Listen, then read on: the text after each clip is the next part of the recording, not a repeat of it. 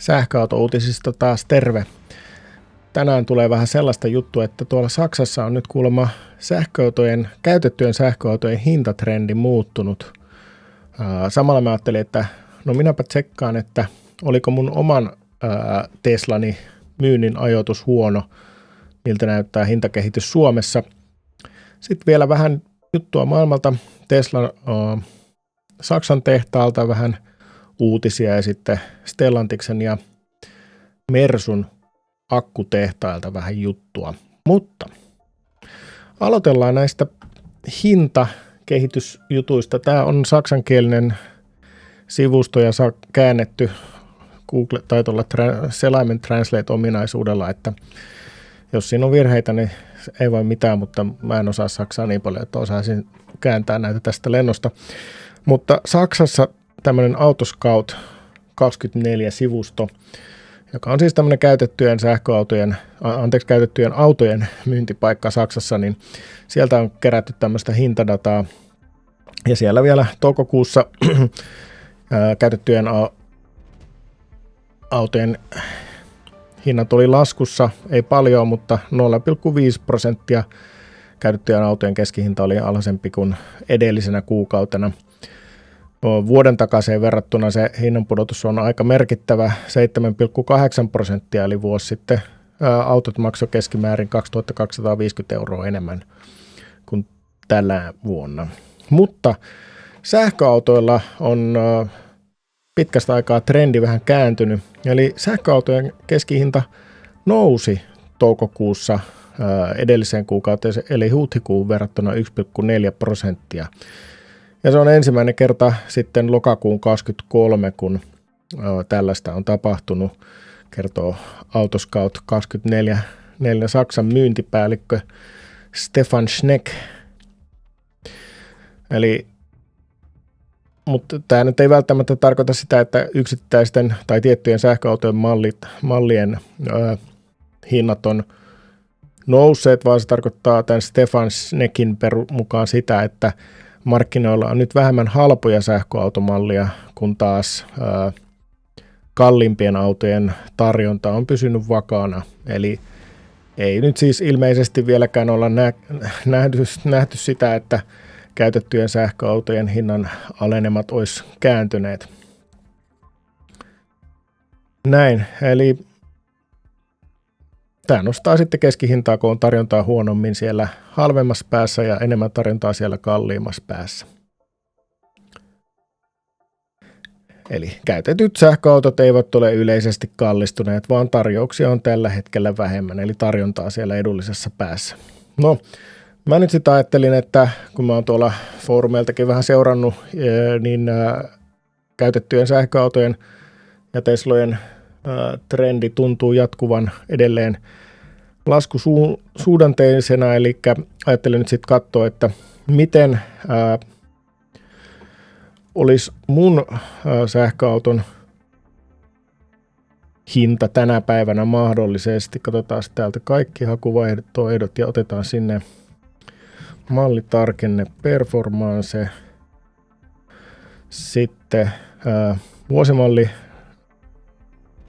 minimi 21, eli sitten on se refresh-malli, jossa on lämpöpumppu, kuten mullakin oli. Ja otetaan nyt sitten tämmöisiä vähän ajettuja, kun se munkin oli ajettu vaan 21 000, niin otetaan maksimissaan 45 000 ajettuja. Katsotaan, miltä hinnat näytti. Sitä mun autohan kaupiteltiin aluksi 42 000, sitten se pyynti taisi olla 41 500. Eli mä laskeskelin, että Saka halusi siitä ainakin sen pyyntihinnan perusteella niin 15% katteen suurin piirtein. Tai itse asiassa hyvinkin tarkkaa 15%. Mitäs tässä nyt tapahtuu? Jummi.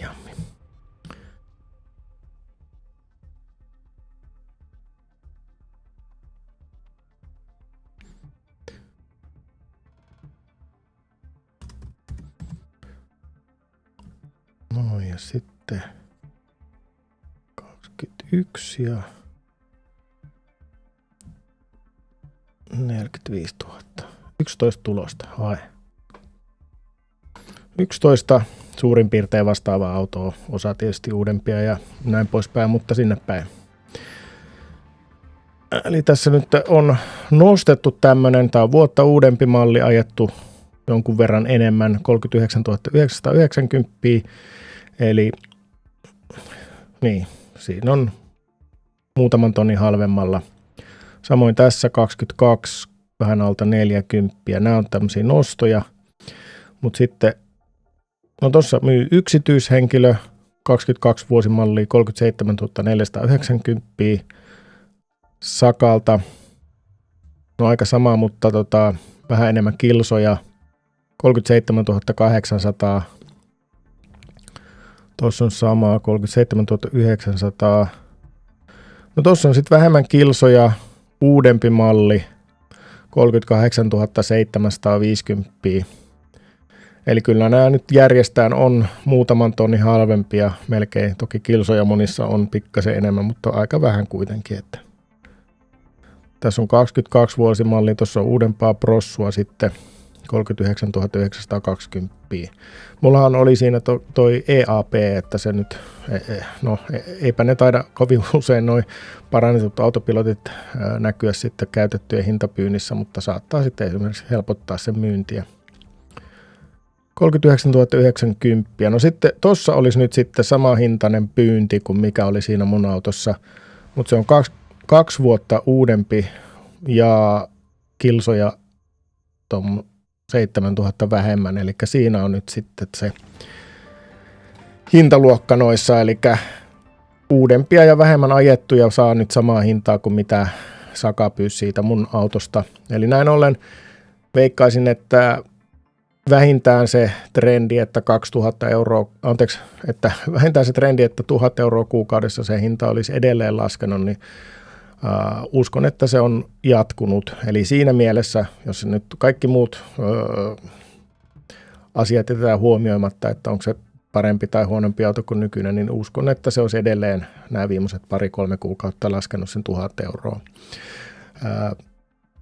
Jatkuuko se sitä vuoden eteenpäin? En vaikea kuvitella ehkä, että vuodessa lähtisi 12 tonnia edelleen näistä hinnoista pois, että saisi alle 30 sitten tuommoisen pari vuotta vanhan perfin, vähän ajetun perfin, mutta aika näyttää.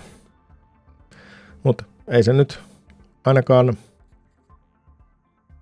liian aikaisin ollut se päätös tehty sitten, ehkä vähän liian myöhään, mutta näin ne hinnat etenee. Mutta sitten vähän muita ihan niin kuin varsinaisia uutisia. Saksassa Tesla pistää tuotannon paussille tuolla Berliinin tehtaalla 5 päiväksi kesällä johtuen Model Yn kysynnän hidastumisesta. Nämä on jotenkin erikoiset mun mielestä. En toki ole mikään tuotantotalouden insinööri, mutta voisi kuvitella, että jos se olisi niin kuin 5 peräkkäistä päivää, niin se olisi helpompi, mutta täällä nyt on sitten 5 yksittäistä päivää, että kyllä siellä varmasti mua fiksummat ihmiset on näitä tuotantoja suunnittelemassa, mutta näin.